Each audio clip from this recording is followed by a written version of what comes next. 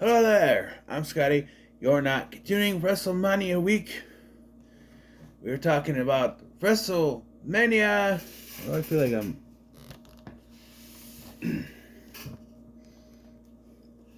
Wrestlemania 18 or X-8, and why is my head still cut off after I've put it all the way back up? Why?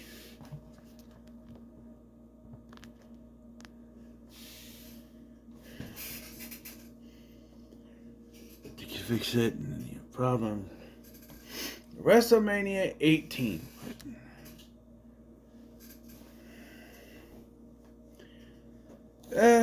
This wasn't as good as 17. There was some good stuff. I like the 24/7 hardcore title rules in this. Yeah. There's some good decisions. Some matches are here, I don't know, to get them on the show. Like, I don't know the story between Kurt Angle and Kane. The match just happens. I don't know if there's even a story. They're just going against each other because we need some. I don't know. There's a lot of new wave metal, new metal, whatever you want to call it.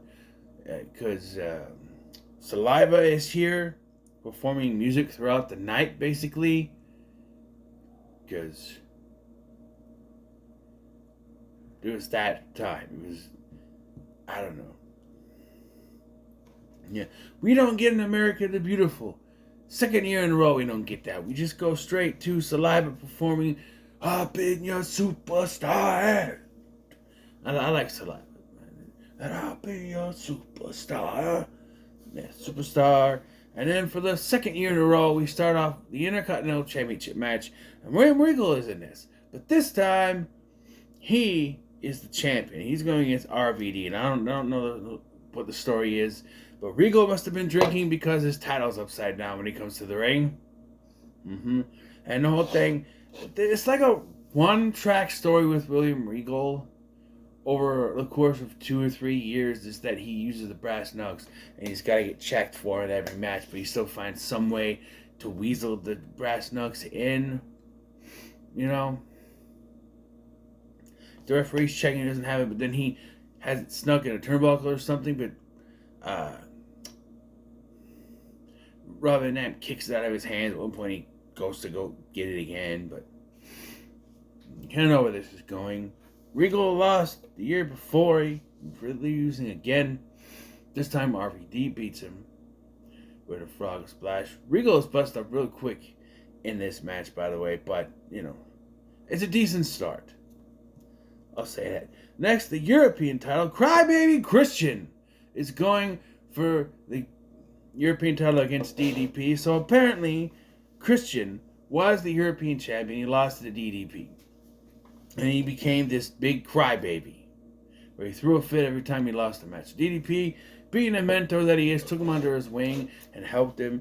And so Christian wins a match. Not a title, just wins a match with the help of DDP. And says, I don't need DDP anymore.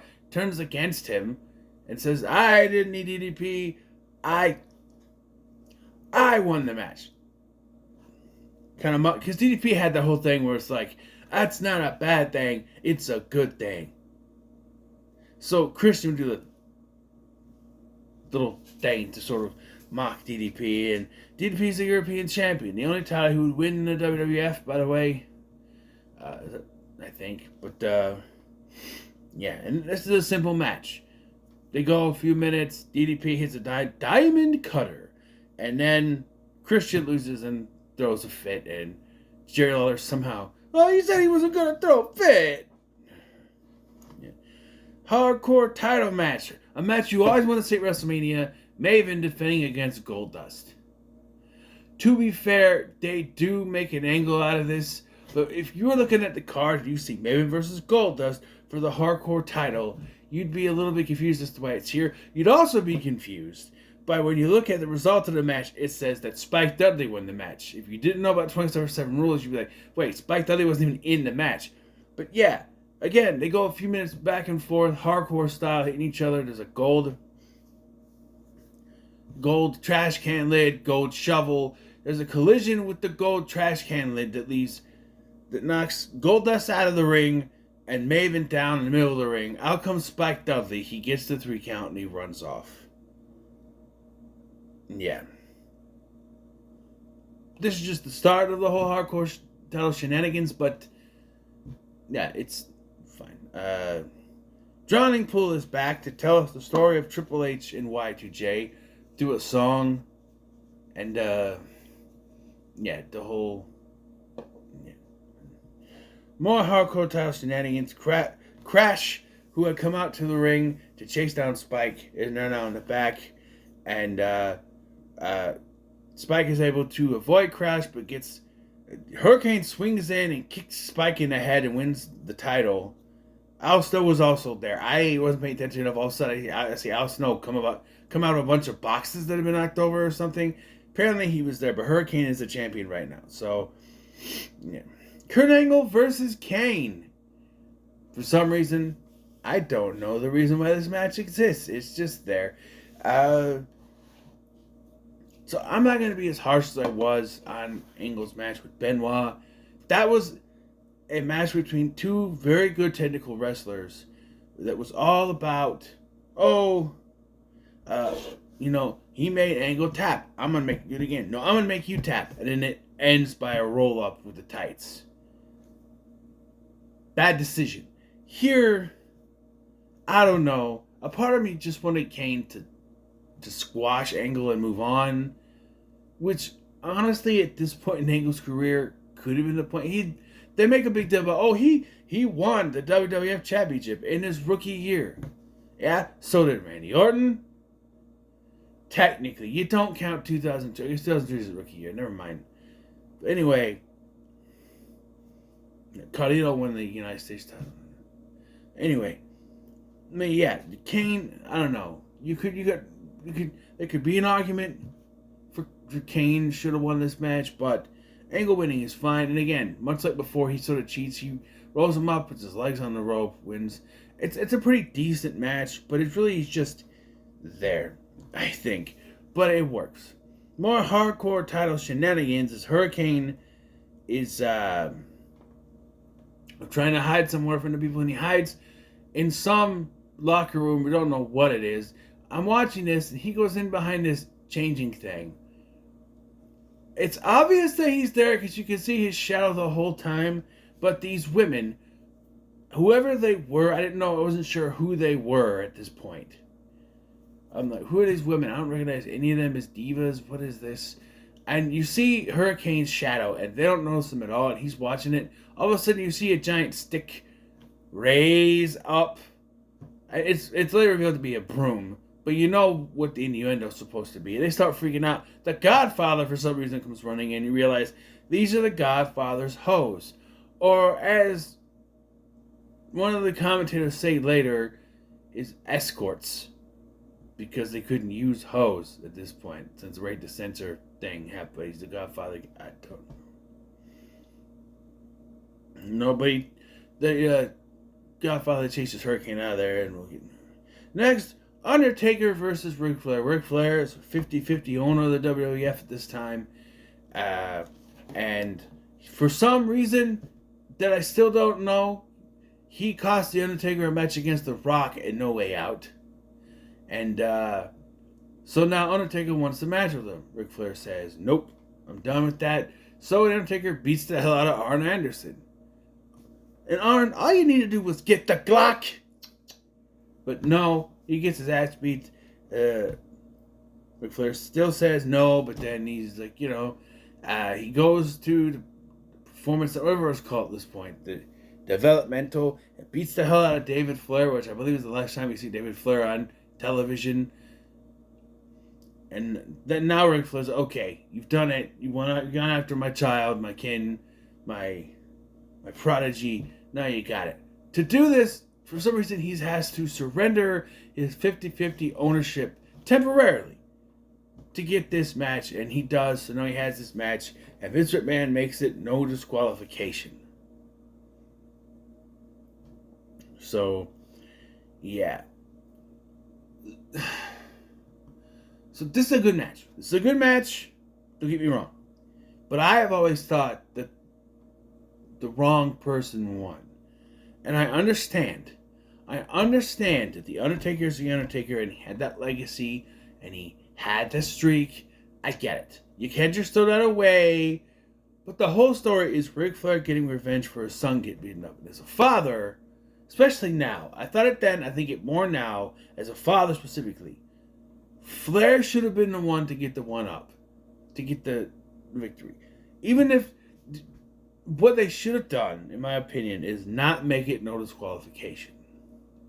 So that Ric Flair snaps and just, Ric Flair's trying to do it. The whole story here would be Ric Flair trying to keep his anger in check so he could beat The Undertaker one-on-one. But he loses it, snaps, beat the hell out of Undertaker with the lead pipe or whatever it is that they used before, and gets disqualified. So Taker will still technically win, but Ric Flair gets his revenge. But no, it's a no disqualification match. The Undertaker wins after, first, a botched last ride because apparently Flair couldn't handle it, so it becomes a tombstone. At one point, Arn Anderson gets involved, and I hate it when someone runs in and gets involved, but it doesn't do anything to help that person win the match. Then what was the point of him getting involved then? He comes out without the clock. He comes out and he tries to help Flair, but he gets knocked on his ass. And, during the match, I'll point out, Ric Flair is busted open pretty quick in this match. And Undertaker has a little cut on his head, on his forehead there. And Jerry Lawler points it out. Undertaker got a little cut on his forehead. Well, what are you talking about? Look at Ric Flair. He's busted open. Well, he's got blonde hair. It's hard to see. What? But yeah. Up next, Booker T versus Edge. A match over a shampoo commercial. And that is the honest to God's truth. See, what happened was, Booker T was up for a Japanese shampoo commercial that ended up going to Edge. And this was what started this feud. Yes, that is entirely true.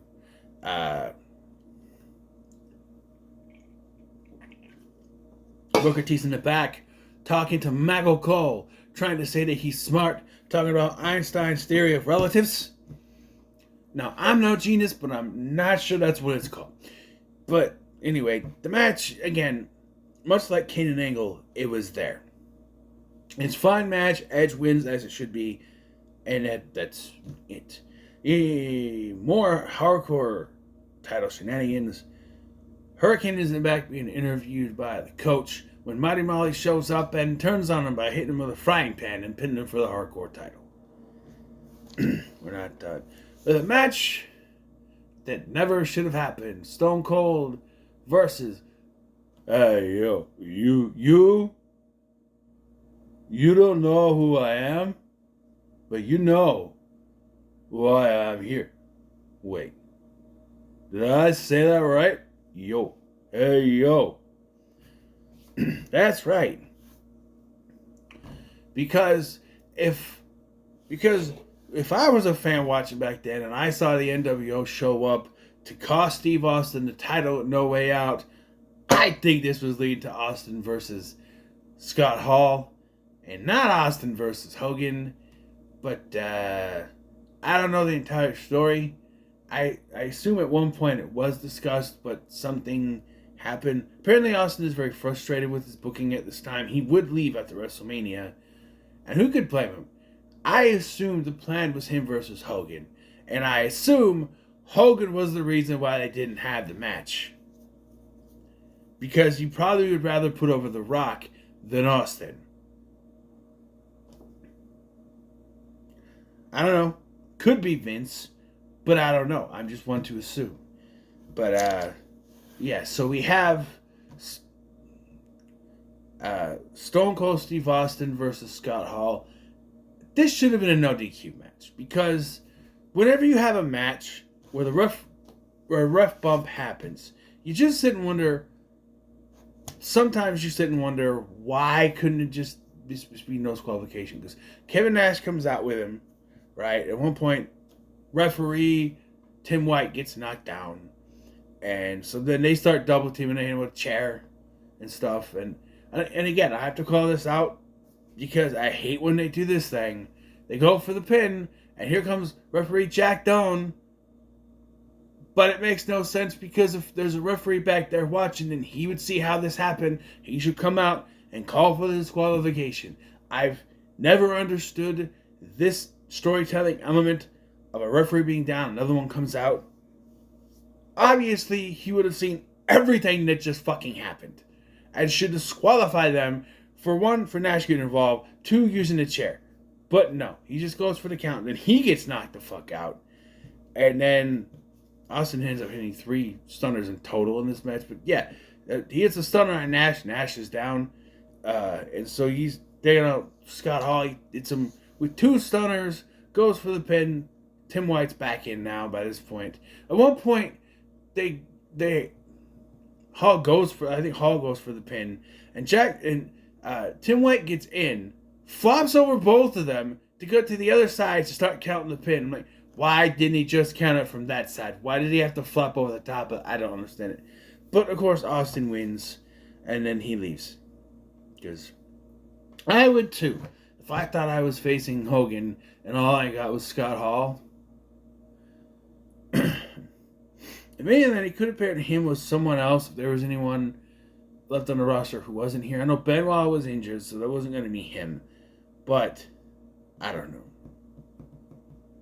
Brock Lesnar wasn't a thing yet, but I don't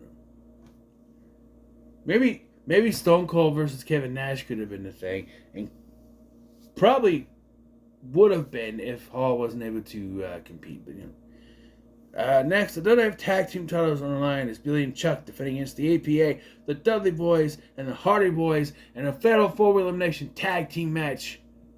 And I hate this match. It's one of those Fatal 4-Way tag matches where you have to only have one member of each team in the ring at a time, and you gotta tag and you gotta tag out, and you gotta tag members of another team to get in. That's fucking stupid. I hate it. I don't know why they continue to do this. It's fucking stupid. Just do a tornado tag match. I don't know why you had to.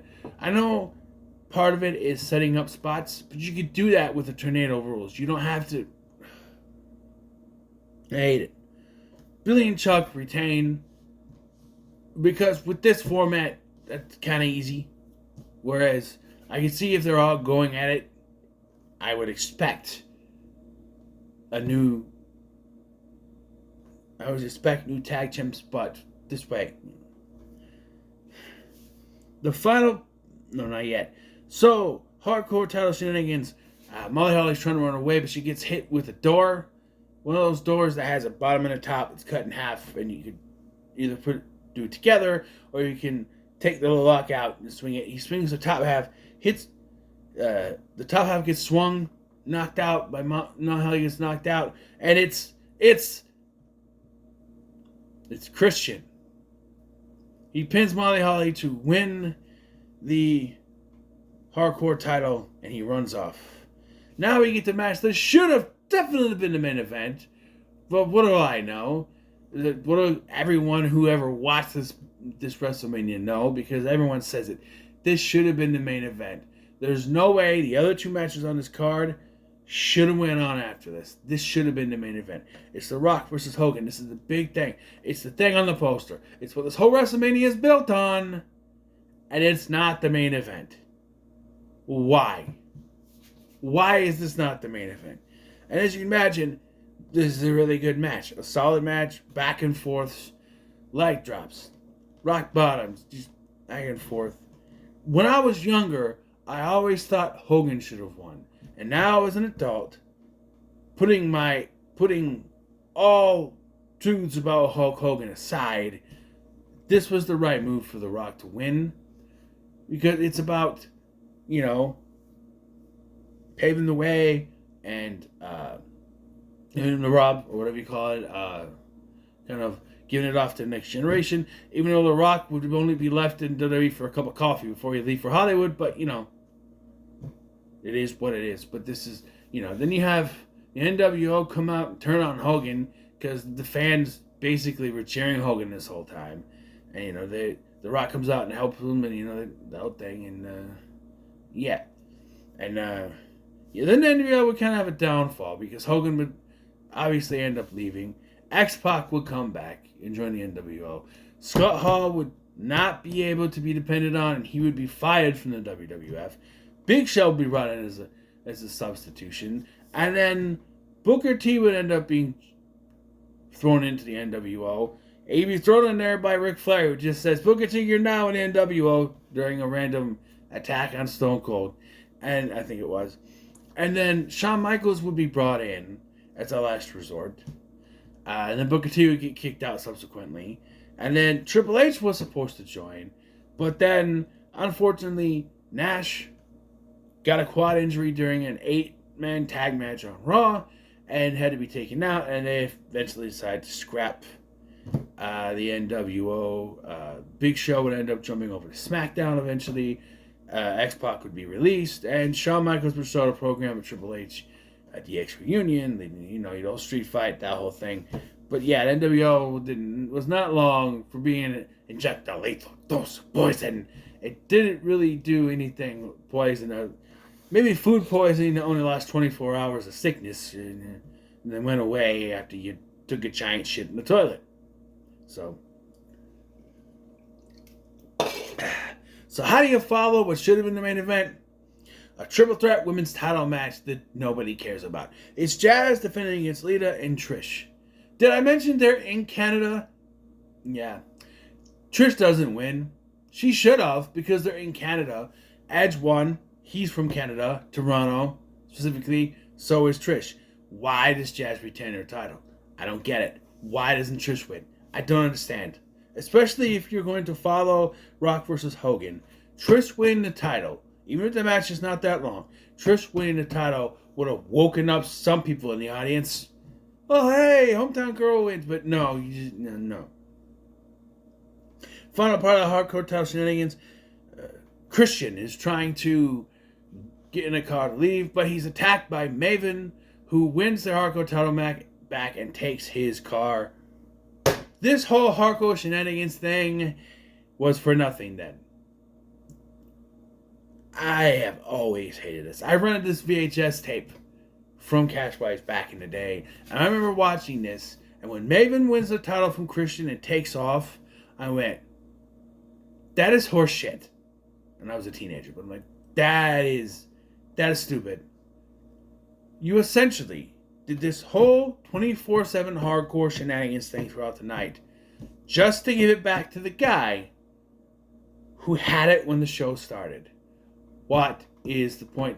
And this is not the last time you see it. When the 24/7 title was introduced, they did that constantly. R-Truth would start the night. Very few people would win. By the end of the night, R-Truth would have the title back. And those of you who didn't watch the show, didn't pay attention to other stuff, would be like, well, when is R-Truth going to lose it? And you'd be like, well, he did lose it. Like 3 times. But he got it by the end of the night. And you sitting here watching Maven. Oh, Maven, I guess, got out of WrestleMania without losing it. No, he lost it once. 24/7 rule is weird, but I don't know. I don't know. I guess it's an excuse to do it like that. Main event for the WWF Undisputed Championship. Y2J for sure. But I should also point out that Saliva would play out the Dudley Boys with their forcible entry version of their song, and Triple H's forcible entry version of his song. And I gotta tell you, Saliva did a better performance of the game than Motorhead did, and it's their song. I'm just saying. But yes, and if this ain't the most obvious conclusion, the whole thing here, Triple H injured his quad the year before, missed the entire Invasion era, missed it. Came back in December, at the end of December, won the Royal Rumble, started going back with Stephanie. The relationship was rocky. Stephanie claims she's pregnant. She's not. And then he loses his title match to, who was it? Kurt Angle or someone at No Way Out. But wins it back the next night. Because that makes sense. And then you know what's going to happen. This is his big return. Of course he's going to win.